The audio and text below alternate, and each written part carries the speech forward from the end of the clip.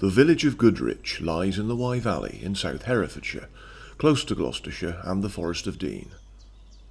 Goodrich is close to the A40 trunk road, which forms part of the main route between South Wales and the West Midlands, but is in a sheltered rural location. Goodrich has retained its village shop and post office, together with a village hall and 2 pubs. The village has a tennis club with 3 all-weather courts and an active village cricket club. From Goodrich, I turned left along the B4229 and walked down to Kerne Bridge.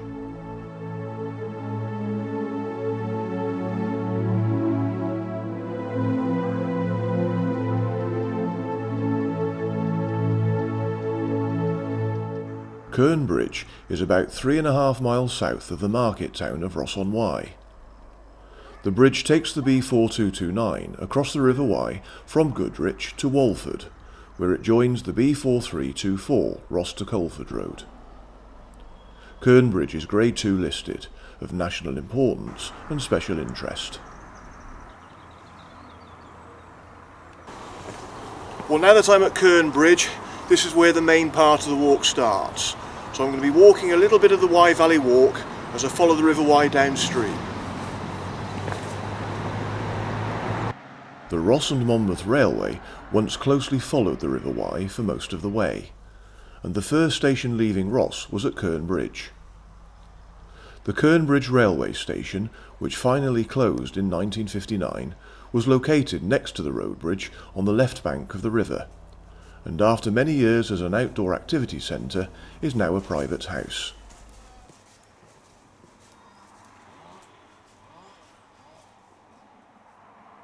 This section of the Wye Valley Walk followed the former Ross and Monmouth Railway, but after about 3/4 of a mile, the old line took a 600-yard shortcut beneath the hill through a tunnel to Welsh Bicknor, shortening a 2.5-mile loop of the Wye. However, I continued along the Wye Valley Walk, which remained with the river.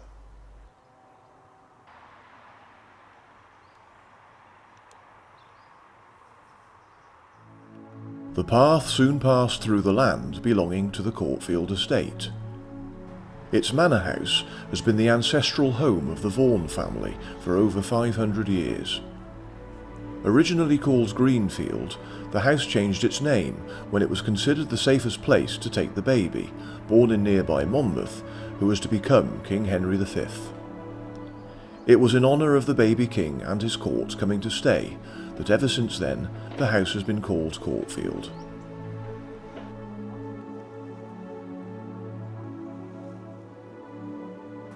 I continued along the Wye Valley Walk beside the river, which for the moment was flowing downstream in a southeasterly direction. The wonderful open countryside allowed for spectacular views of the villages and hamlets nestling in the hills high above the Wye, including Ruadine and Joy's Green.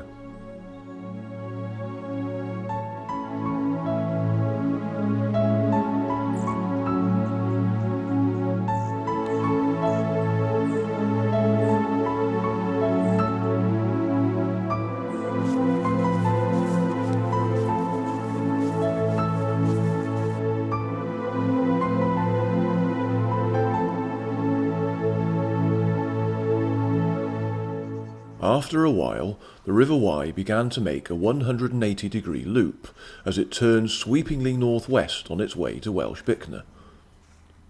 As I followed the loop around, I stopped when I could see Lower Lydbrook on the opposite bank of the Wye.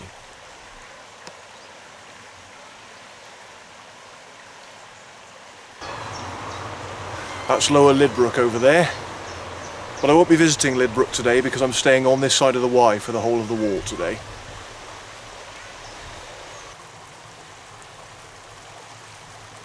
Lydbrook lies on the Gloucestershire side of the Wye and is on the northwest edge of the Forest of Dean's present legal boundary proper. It includes the districts of Lower Lydbrook, which I could see here, as well as Upper Lydbrook, Joy's Green and Worrell Hill. It has a 1.5 mile long main street, believed to be the longest main street of any village in England.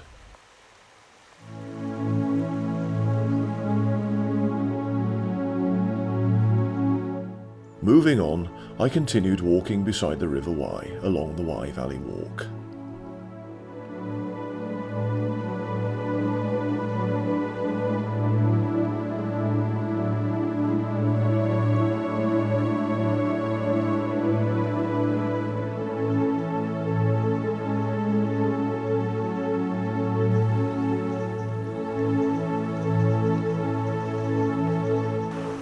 That's where I'm heading, Welsh Bicknor.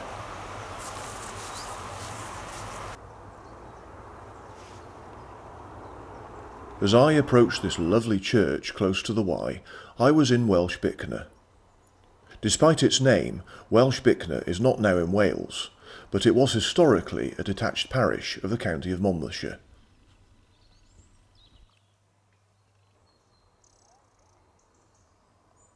St Margaret's Church was expensively rebuilt in 1858, the architect being T.H. Rushforth of London. The walls are built of local sandstone ashlar, with the exception of the rubble base of the tower, which, like the churchyard cross, may be medieval material. The dressings are of Bath stone, with polished Welsh slate shafts. The timber roof is covered in machine-made clay tiles. The church was closed and then sold in 2011 to the Vaughans of Courtfield Estate.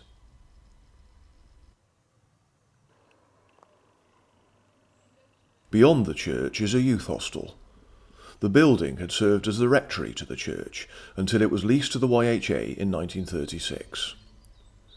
The youth hostel was called Welsh Bicknor for many years, but was renamed YHA Wye Valley by the YHA in March 2013.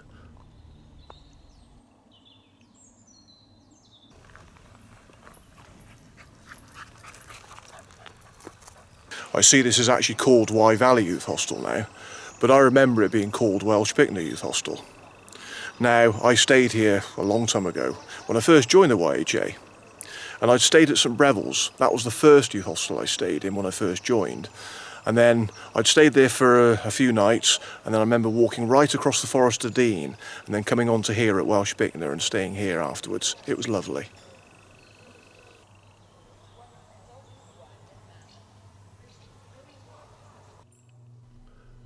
Leaving the meadows behind, the path carried on through woodland. In a little while, I reached the disused Lydbrook Bridge, locally known as Stowfield Viaduct. It took the Ross and Monmouth railway line across the river from the southern portal of the tunnel. There, an abandoned factory complex started life as a wireworks, which produced cables for field telephones during the First World War.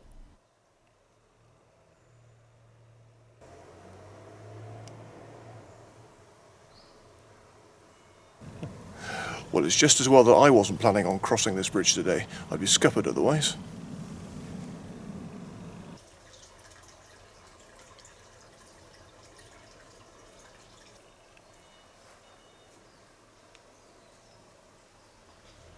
Well, officially, this is where I leave the Wye Valley Walk, as that route actually crosses the bridge. But I suppose under the current circumstances, there must be a diversion in place somewhere. Anyway, my route continues along this side of the river.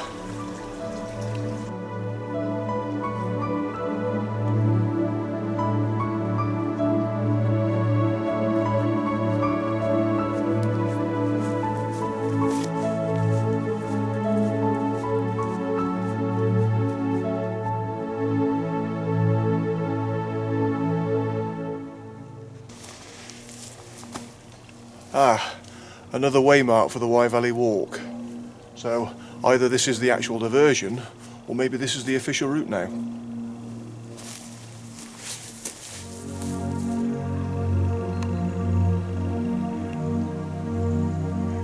My walk continued beside the river, which had now looped in a southwesterly direction. The path followed the edge of a series of pastures, and I enjoyed many more views all around me.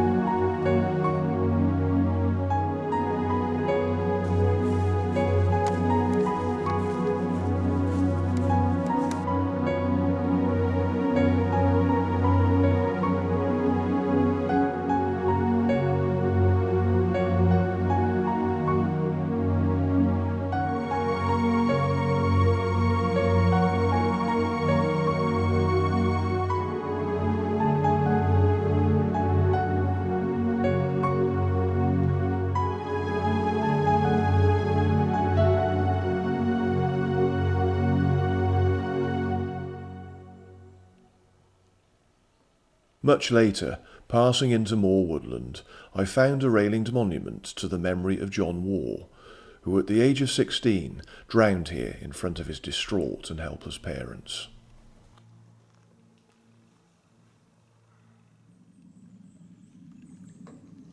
The path broke into the open again as it continued alongside the Wye in a southwesterly direction. It was also nice to see canoeists enjoying this stretch of the river.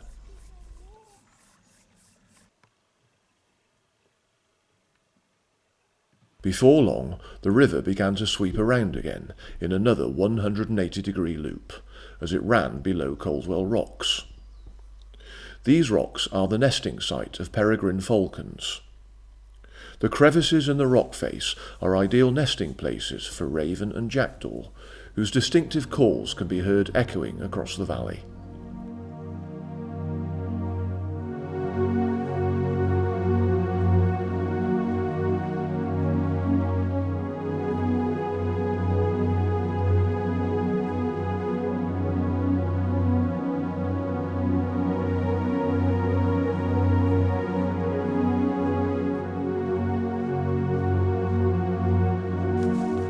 Passing beyond Coldwell Rocks, I looked up and could just see people standing at a viewpoint on a rock high above.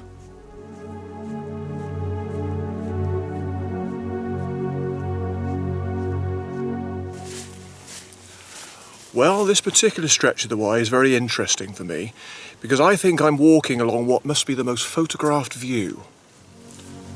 Up there is Simonsiat Rock, and from there that must be the most photographed view of the Wye in the whole of the country. So I'm actually proud to be now walking in that view.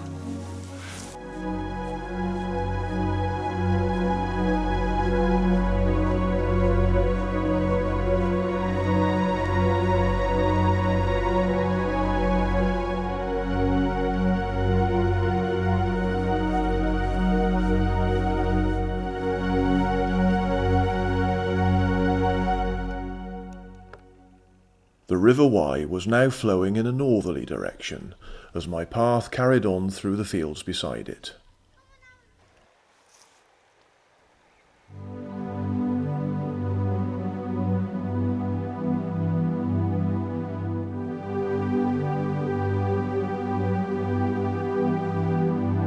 Eventually, the path re-entered trees at the foot of Coppett's Hill. I followed the track through the wood and on towards Mainoak's farm. Approaching the farm entrance, I climbed a stile on the right into the Coppett's Hill Nature Reserve.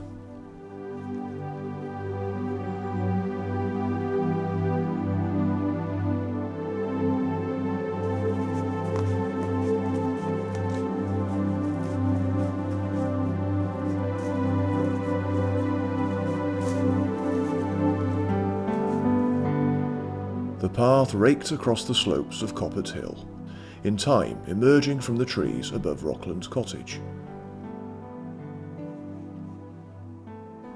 I walked on to join a track, passing more cottages and finally meeting a narrow lane, which would lead me back into Goodrich.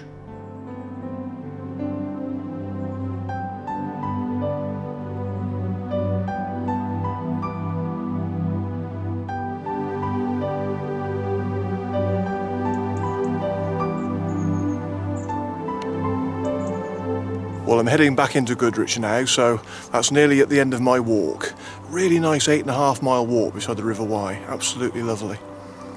Well, even though I'm heading back into Goodrich, I've not quite finished, so there's one more thing I need to see.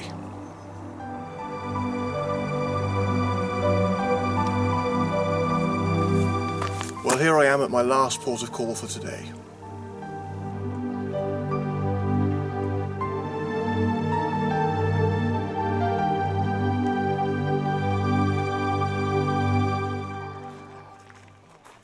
Just north of the village lies Goodrich Castle, a Norman medieval castle ruin which controlled a key location between Monmouth and Ross-on-Wye. It was praised by William Wordsworth as the noblest ruin in Herefordshire, and is considered by historian Adrian Pettifer to be the most splendid in the county, and one of the best examples of English military architecture.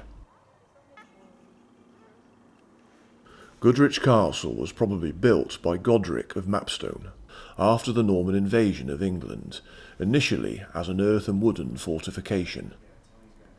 In the middle of the 12th century, the original castle was replaced with a stone keep, and was then expanded significantly during the late 13th century into a concentric structure combining luxurious living quarters with extensive defences. It became the seat of the powerful Talbot family, before falling out of favour as a residence in the late Tudor times. Held first by parliamentary and then royalist forces in the English Civil War of the 1640s, Goodrich was finally besieged by Colonel John Birch in 1646, with the help of the huge Roaring Meg mortar, resulting in the subsequent slighting of the castle and its descent into ruin. At the end of the 18th century, however, Goodrich became a noted picturesque ruin and the subject of many paintings and poems. Events at the castle provided the inspiration for Wordsworth's famous 1798 poem, We Are Seven. By the 20th century, the site was a well-known tourist location, now owned by English Heritage and open to the public. What a wonderful spot to end my day, here standing on top of the keep of Goodrich Castle. It's wonderful because I didn't think I'd have time to look around the castle today, because I knew I'd be doing an 8.5-mile walk. As it happens, I did the walk quicker than I thought, so at the end of it, I had more than enough time to come here and have a look. Well, it's been wonderful, a wonderful varied day, so I'm going to go and sit in the cafe and have a nice cup of tea now.